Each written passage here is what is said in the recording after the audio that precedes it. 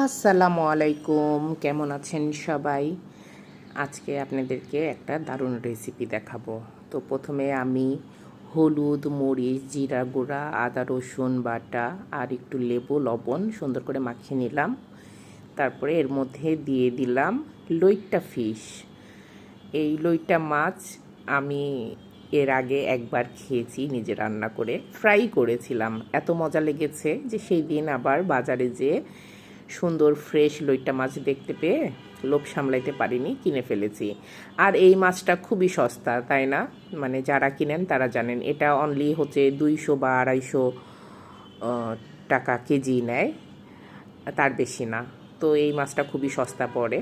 আচ্ছা, তারপরে ওটা কিছুক্ষণ মাখিয়ে রেখে দিয়েছিলাম আধা ঘন্টার মতো। তারপরে উপর দিয়ে আবার একটু বেসন আর চালের গুঁড়া দিলাম। এখন আবার একটু ভালো মতো মাখাবো।